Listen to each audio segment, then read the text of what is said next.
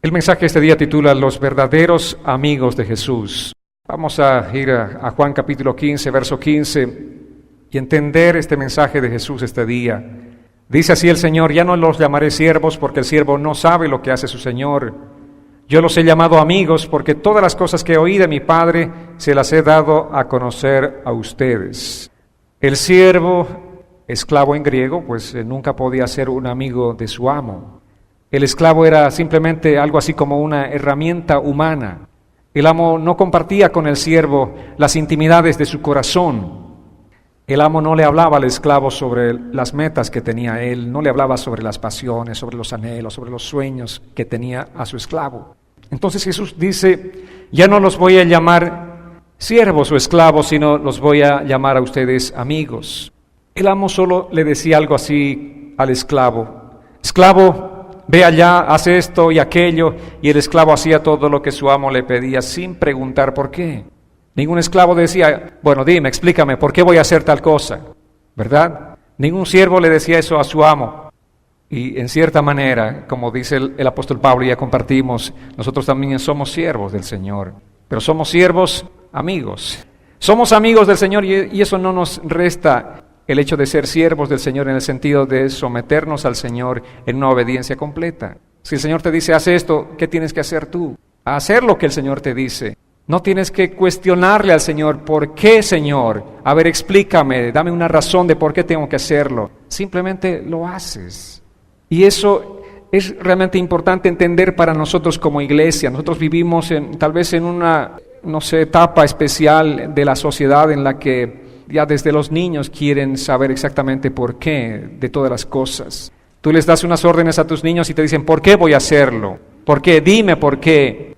Simplemente hazlo y punto, ¿no? Porque soy tu padre, soy tu madre y te estoy ordenando hacerlo y tú no tendrías que pedir explicaciones. Y eso es lo que realmente tenemos que entender nosotros, amados. Somos siervos del Señor, pero más allá el Señor nos dice que somos amigos suyos. Dijimos que los amigos de Jesús no obedecemos nosotros de manera ciega al Señor.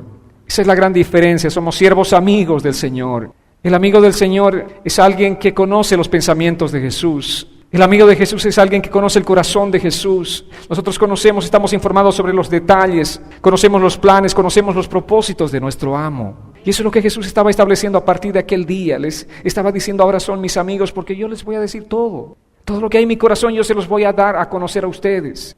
Ustedes irán, establecerán las cosas y sabrán que todo esto yo se los he dicho a ustedes, se los he dado a conocer.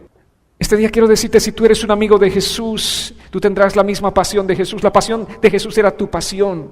El anhelo de Jesús era tu anhelo. El deseo que tiene Jesús era tu deseo. ¿Y cuál es el deseo de Jesús? La palabra dice: de tal manera Él amó al mundo que ha dado a su único Hijo, para que todo aquel que en Él crea no se pierda, sino tenga vida eterna. Ese es el deseo profundo que el Señor tiene, de ir, de compartir este mensaje, para que nadie se pierda, sino todos sean salvos. Ese es el deseo de Jesús. Y si tú eres un amigo de Jesús, vas a estar sintonizado con ese deseo de Jesús. Ahora nosotros no trabajamos para ganarnos algo, sino porque tenemos el deseo de servirle al Señor. Y en los diferentes ministerios en los que estamos sirviendo, nadie está trabajando, nadie está obligado, nadie está forzado a hacer algo, sino tenemos el deseo profundo de servirle al Señor, porque sabemos que es un privilegio enorme servirle al Señor. Porque queremos agradar el corazón de Jesús. ¿Sabe por qué estamos sirviendo? Porque queremos agradarle a Él. Sabemos que es un gran privilegio ser siervos del Señor y agradarle a Él, agradar a su corazón. Saber que estamos sintonizados con Él. Queremos complacer a nuestro amigo que es Jesús. Y Juan 8, 31, 32 dice: entonces Jesús dijo a los judíos que habían creído en Él: si ustedes permanecen en mi palabra, serán verdaderamente mis discípulos y conocerán la verdad, y la verdad los hará libres. Amén. ¿Qué está diciendo el Señor? Ustedes, mis discípulos, conocerán la verdad. Conocerán. Nadie será ignorante de las cosas que yo les estoy dando a conocer, de las cosas que yo quiero darles a conocer. Si tú dices que eres amigo de alguien, sabes exactamente sobre la vida de ese alguien, si eres su amigo. Si eres un amigo más cercano, más íntimo, conoces las intimidades de ese tu amigo. Y eso es lo que Jesús quiere establecer con nosotros, tener esa relación de amistad. Y eso es lo que estaba estableciendo aquel día con sus discípulos. Les estaba diciendo: ustedes son mis amigos.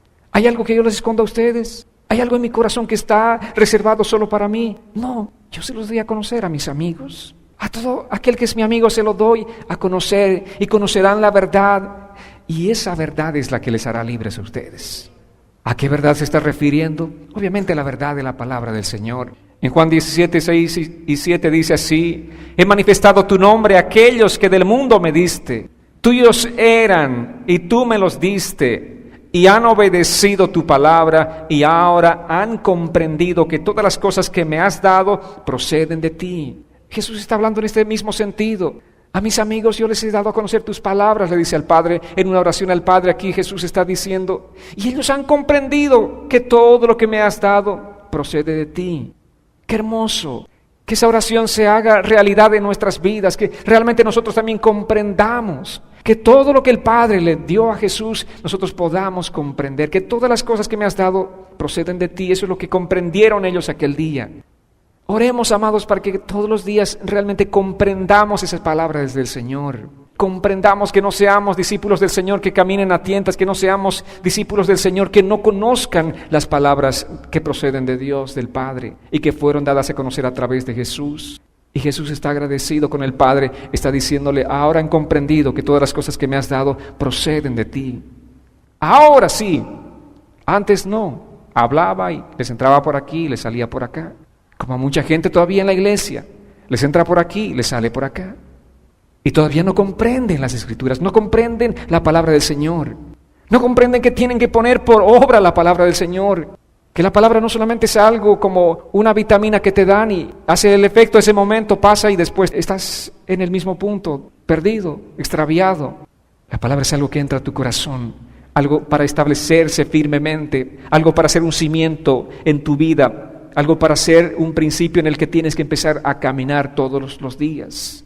Y eso es lo que los discípulos habían comprendido aquel día. Y Jesús está diciéndole, Padre, gracias porque han comprendido finalmente estos discípulos las cosas que proceden de ti.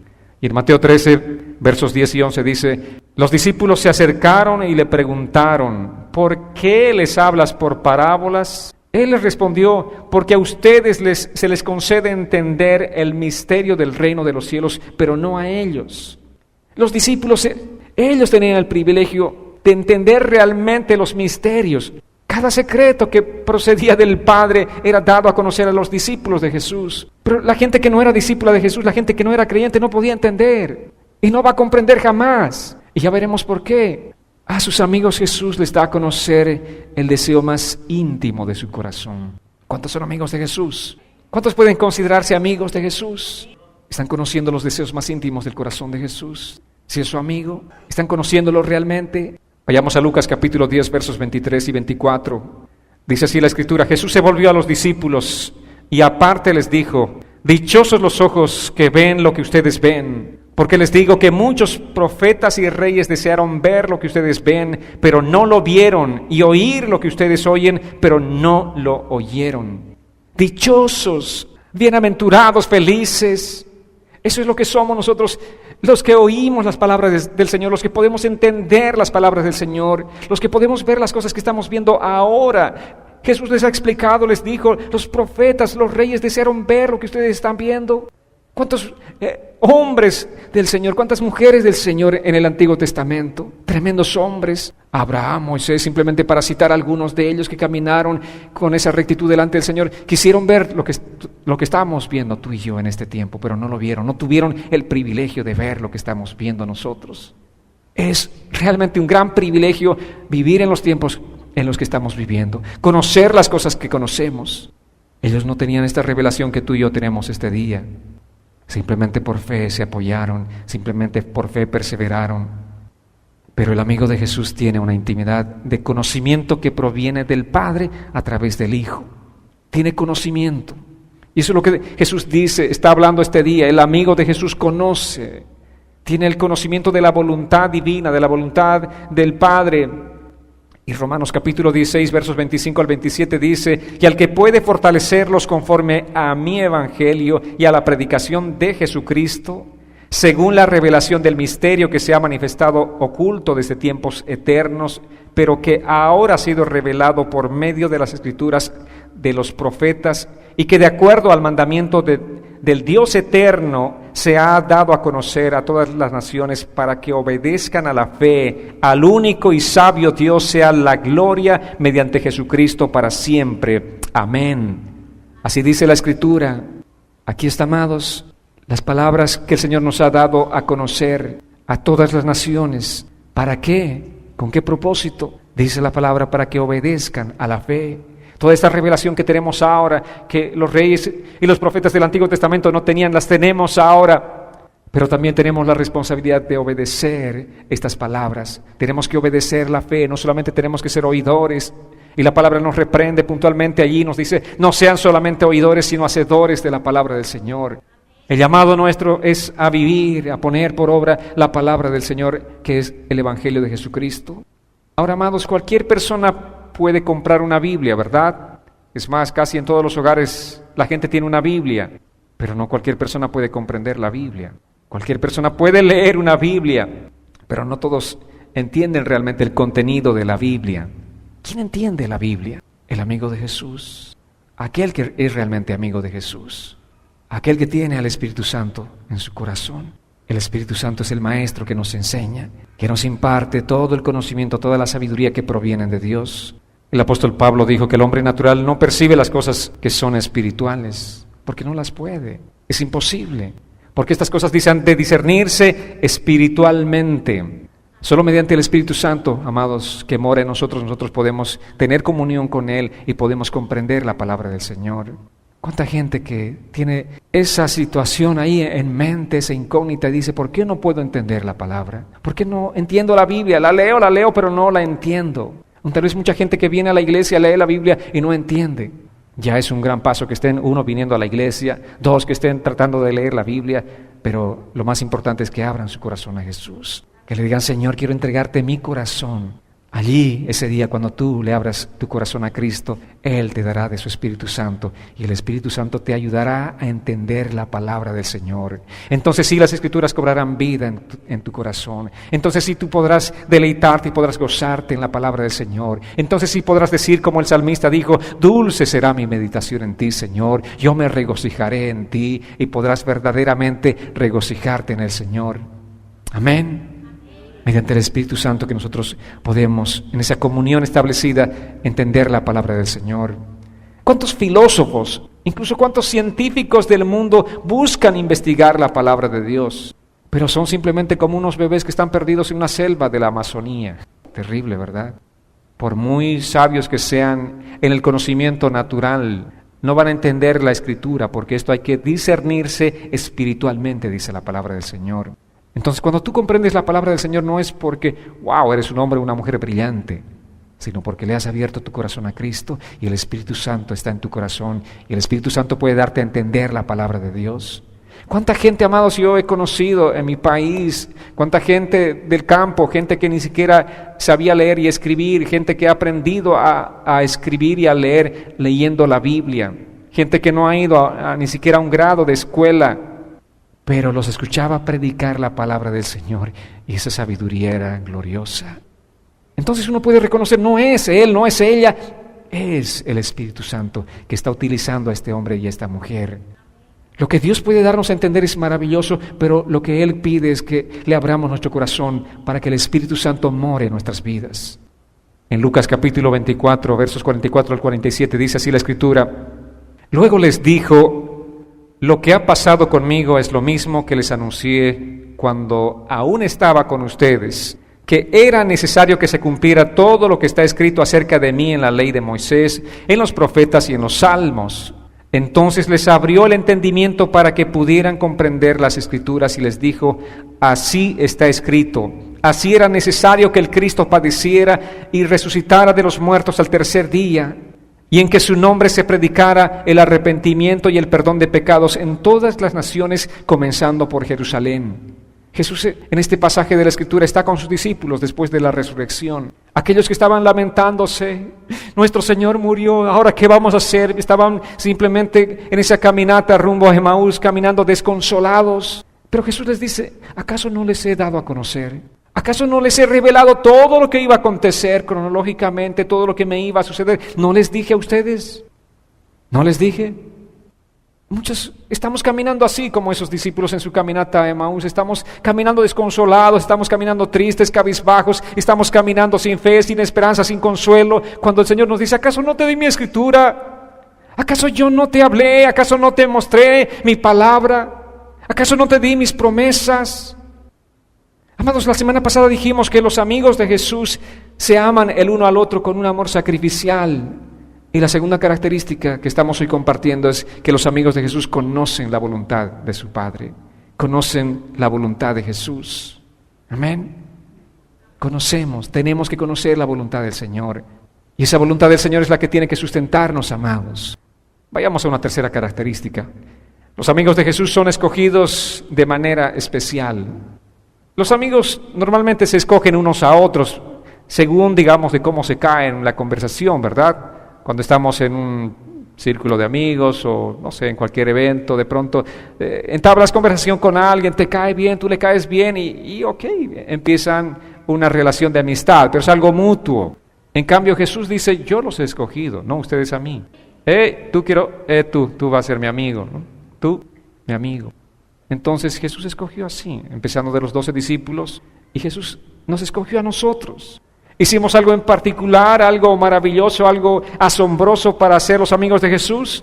¿Alguien hizo una obra destacada en su vida para ser amigo de Jesús? Todo lo contrario, hicimos muchos merecimientos para no ser jamás amigos de Jesús, pero Él nos escogió aun cuando no merecíamos ser sus amigos. En Juan dice así la palabra, capítulo 15, verso 16. Ustedes no me eligieron a mí, más bien yo los elegí a ustedes y los he puesto para que vayan y lleven fruto y su fruto permanezca, para que todo lo que pidan al Padre en mi nombre, Él se los conceda. Qué maravillosa palabra, ¿verdad? No me eligieron a mí, yo los elegí a ustedes, dice Jesús. Yo los elegí a ustedes. Y aquí está hablando obviamente de la salvación. Nosotros estábamos perdidos. Así como pasó con Abraham, dice Abraham era un hombre pagano, estaba viviendo en su paganismo y el Señor lo llamó. Y así también nosotros estábamos viviendo en nuestro paganismo, en nuestro ateísmo, en nuestros diferentes ismos, ¿verdad? Estábamos viviendo perdidos y el Señor nos llamó un día. Nos llamó y nos salvó. Y el verso 19 dice así de Juan 15, si ustedes fueran del mundo, el mundo amaría lo suyo, pero el mundo los aborrece porque ustedes no son del mundo, aun cuando yo los elegí del mundo. Una vez más el Señor está diciendo que Él nos eligió del mundo. Interesante, ¿verdad? El mundo ama lo suyo. Si tú dices ser cristiano y estás en el mundo y el mundo te ama, preocúpate, porque el mundo ama lo suyo, vale decir a sus iguales, a sus pares, a los que son iguales que ellos. Pero nosotros somos sal y somos luz en el mundo. Pero si el mundo te rechaza, si el mundo te aborrece, dice, recuerden también, a mí me aborrecieron, dice Jesús. El mundo los aborrece porque ustedes no son del mundo, aun cuando yo los elegí del mundo. Eran ustedes del mundo, los elegí del mundo, pero el mundo ahora los aborrece. Amados, Jesús nos ha escogido del mundo para que seamos sus amigos. ¿Les gusta la idea? Amén. ¿Quieren ser amigos de Jesús? Él nos ha elegido del mundo. ¿Para qué? ¿Para qué me eligió Jesús del mundo? Para que sea su amigo. No hay cosa más hermosa, no hay cosa más maravillosa que tener este entendimiento, amados. Eso se está refiriendo a la salvación, por cierto. Y en Efesios capítulo 1, versos 4 y 5 dice, en Él Dios nos escogió antes de la fundación del mundo para que en su presencia seamos santos e intachables. Por amor nos predestinó para que por medio de Jesucristo fuéramos adoptados como hijos suyos según el beneplácito de su voluntad. En Él, ¿en quién? En Cristo. Dios nos escogió antes de la fundación del mundo. Y ahora, ¿para qué nos escogió? ¿Cuál es el propósito por el que el Señor nos escogió del mundo? ¿Para que seamos como el mundo? Para que seamos, dice, santos e intachables. ¡Wow! Esa es la responsabilidad que tenemos de ser amigos de Jesús. Un amigo de Jesús es alguien que tiene una responsabilidad. Y esa responsabilidad es caminar en esa vida de santidad, santos e intachables. Para eso Él nos predestinó. ¿De dónde nos escogió Él? Del mundo. Recuerda, ¿de dónde vienes? Jamás olvidemos de dónde nos rescató el Señor.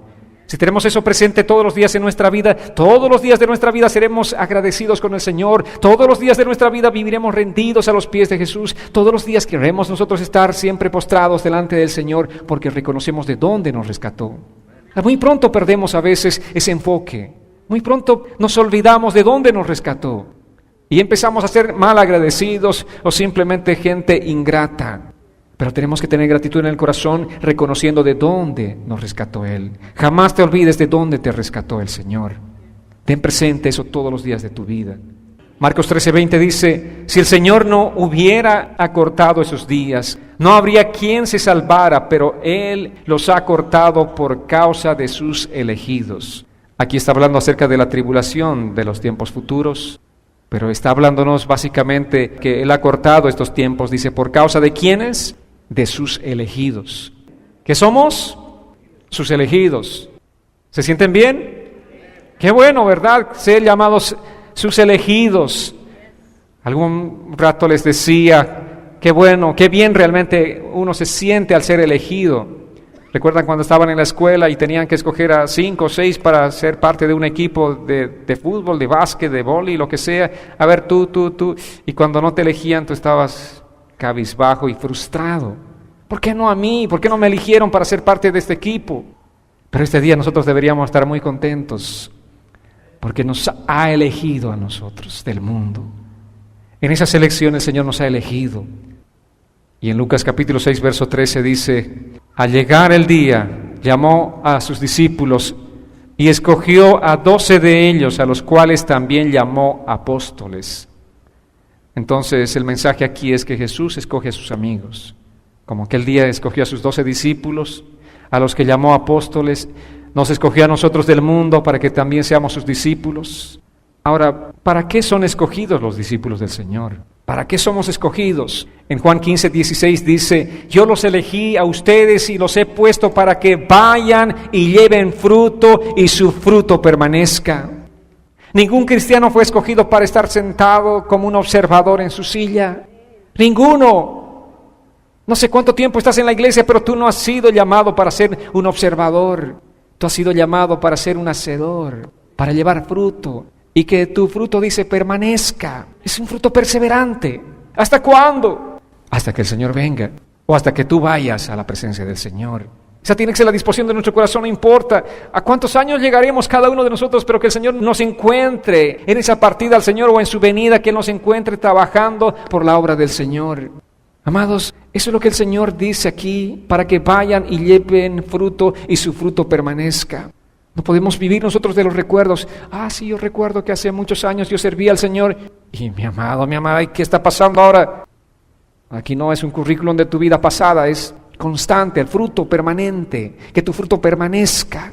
Así que es importante que reflexionemos sobre este aspecto en el que el Señor nos está hablando. Fuimos escogidos para ir al mundo, porque el mundo no va a venir a nosotros. Ten claro esto, el mundo no va a venir a nosotros. Los peces no saltan a las barcas, los pescadores van en sus barquitas a pescar. El mundo no va a venir a la iglesia tiene que ir al mundo. Nosotros somos enviados a ir al mundo, somos enviados para predicar la palabra del Señor. Jesús dice, vayan por todo el mundo y prediquen este evangelio a toda criatura. Y tenemos que cumplir esa misión. Eso es parte de dar fruto para el Señor. En Hechos 1:8 dice, pero cuando venga sobre ustedes el Espíritu Santo recibirán poder y serán mis testigos en Jerusalén, en Judea, en Samaria y hasta lo último de la tierra. ¿Recibirán poder para qué? ¿Para regocijarse en los servicios dominicales? No. ¿Recibirán poder para qué? ¿Para qué? Para ir y predicar la palabra, ¿dónde? En Jerusalén, en Samaria y hasta lo último de la tierra, para ir al mundo y predicar la palabra del Señor. Jesús les dio poder a sus discípulos y Jesús nos da poder ¿para qué? Para ir y predicar la palabra del Señor. Así estamos dando fruto para el Señor. ¿A cuántos han estado predicando este último tiempo? ¿A cuántas personas han estado predicando? Hagan una cuenta de su vida. Del último mes, ¿a cuántos tuvieron la oportunidad de predicar este evangelio? Hagamos un repaso del último semestre. ¿A cuántos predicaron? No quiero condenar sus conciencias, nada de eso, pero quiero llevarles a la reflexión de la palabra del Señor. Dice, pero cuando venga sobre ustedes el Espíritu Santo, recibirán poder y serán mis testigos. Si tú tienes el Espíritu Santo de Dios, tú tienes el poder para ir y predicar el Evangelio de Cristo. Si tú dices, es que me da miedo, es que me da vergüenza, es que no sé cómo empezar, no sé qué decir, realmente no estás dando testimonio de que tienes el poder del Espíritu Santo sobre tu vida. Y si no estás teniendo el Espíritu Santo de Dios sobre tu vida, es que realmente tienes que preguntarte si has nacido de nuevo o no, si eres o no un discípulo de Cristo. Cristo nos escogió, sacándonos de las tinieblas, nos salvó primero y luego nos llamó, nos preparó, nos llamó sus amigos y nos ordenó ir al mundo de donde nos había sacado. Ahora que estamos listos, una vez que Jesús preparó a sus discípulos durante 3 años, les dijo: ahora vayan para el mundo. Eso es lo que el Señor hace, nos escoge primero, nos capacita y luego nos dice: vayan ahora al mundo. Porque allí está el trabajo. ¿Dónde está el trabajo? ¿Dónde está la mies? Está en el mundo. ¿Y qué tenemos que hacer nosotros? Cosechar esa mies que está en el mundo para la gloria de nuestro Señor. Todo creyente ha sido escogido para un servicio especial. No puede haber cristianos inactivos, menos cristianos espectadores, amados. Todos hemos sido llamados para servir al Señor. Tenemos que estar todos activos en esta obra del Señor. Así que si tú eres un amigo de Jesús, recuerda para qué te ha llamado el Señor, para qué te ha escogido el Señor. No perdamos esta perspectiva de lo que realmente tenemos que hacer nosotros en este mundo. Y una cuarta característica de los amigos de Jesús es que dan fruto permanente. El verso 16 dice: y los he puesto para que vayan y lleven fruto y su fruto permanezca. Un amigo de Jesús da un fruto eterno. Su vida tiene un impacto por toda la eternidad. ¿Y cómo es que realmente nuestra obra puede tener un impacto por la eternidad? De esta manera, amados, cuando tú predicas el Evangelio de Cristo a alguien y esa persona se convierte a Cristo, ¿saben qué? Es una ganancia por la eternidad. Un día tú estarás en el cielo y no estarás solo, estará la persona a la que has compartido. Y ese será uno de los mayores gozos que tendrás. Tú has sido un instrumento del Señor para llevar a alguien al cielo. Tu obra, tu fruto es un fruto eterno, no es temporal. Podemos hacer, y de hecho hacemos muchas cosas que son simplemente temporales. Sin embargo, hay cosas que tienen ese valor eterno. Y eso es lo que el Señor quiere, que nuestras vidas tengan un valor eterno, un fruto por la eternidad. Esa es nuestra semejanza a Cristo, amados, en el dar fruto. Y obviamente, uno de los frutos que dijimos que vamos manifestando en nuestra vida es cada día parecernos más y más a nuestro amado Jesús. Cuanto más te parezcas al Señor, estás dando más fruto en tu vida. ¿Cómo eres en tu caminar? ¿Cómo respondes a las diferentes circunstancias en tu vida? ¿Qué haces?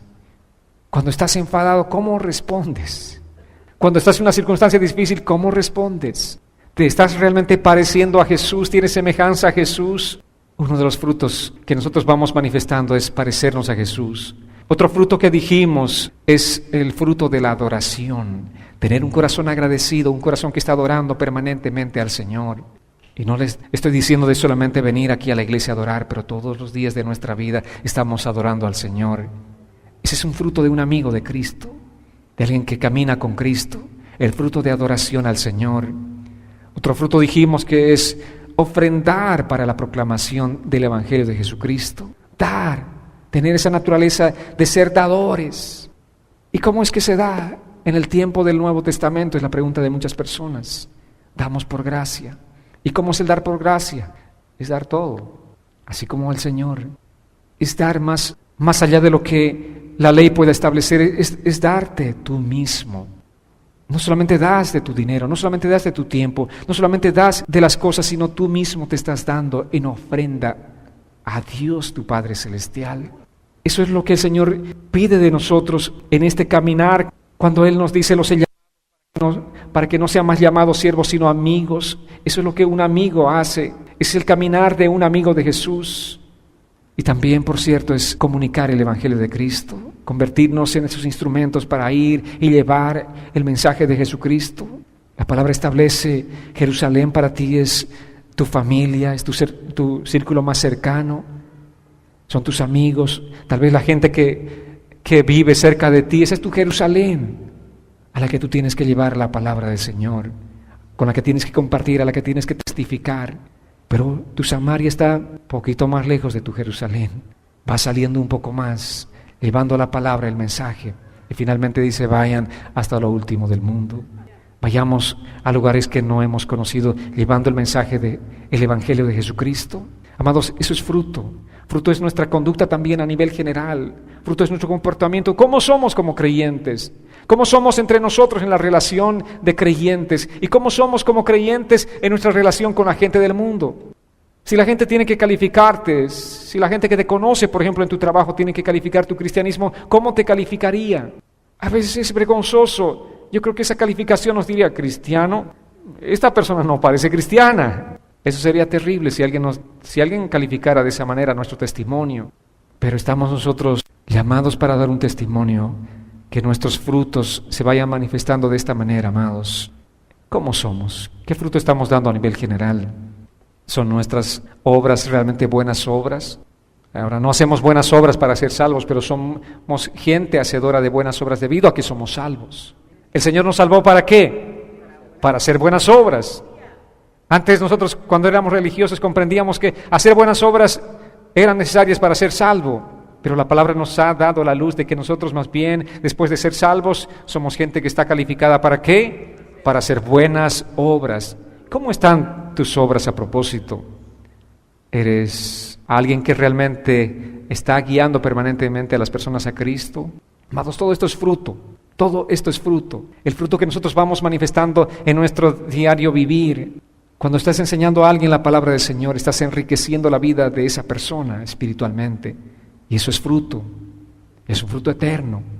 La proclamación, pero también el compartir la palabra, el fortalecer los corazones de las personas espiritualmente. En todo eso tenemos que estar envueltos, amados, todos nosotros y todos los días. Es hermoso tener una vida que continuamente produce frutos para la eternidad. Y esa es la característica de un amigo de Jesús, que tiene que estar dando frutos para la eternidad. Así que vivamos enfocados en esto. La vida del cristiano verdadero tiene esa repercusión, una repercusión eterna, porque afecta positivamente la vida de mucha gente por la eternidad. Alguien puede ser cristiano, pero que está ahí pasando un tiempo difícil, está pasando un tiempo de dificultad, está desanimado tal vez, pero tú vas, oras con él, lo animas, lo alientas, lo exhortas, le das un abrazo de bendición y esa persona se levanta y empieza a caminar firme, ahora sí, con mucho ánimo, con mucha motivación. Estás ganando una persona para la eternidad. Esa es una obra que tiene una repercusión por la eternidad. Y la vida del cristiano siempre es así, está afectando por la eternidad positivamente la vida de mucha gente. Amados, oremos para ser cristianos que den fruto permanentemente, para ser esos pámpanos verdaderos del Señor. El fruto de un pámpano verdadero no es temporal, es permanente. No es por etapas, no es por épocas. Nosotros estamos dando permanentemente el fruto. Eso es lo que la palabra del Señor dice. Finalmente, los amigos de Jesús siempre tienen oraciones respondidas. El verso 16 dice, para que todo lo que pidan al Padre en mi nombre, Él se lo conceda. El amigo de Jesús tiene su oración respondida. ¿Saben por qué? Hemos hablado ya, creo, de esta característica en particular. Porque el amigo de Jesús ora conforme al deseo de su amigo. Porque el que es amigo de Jesús está buscando agradar a su amigo.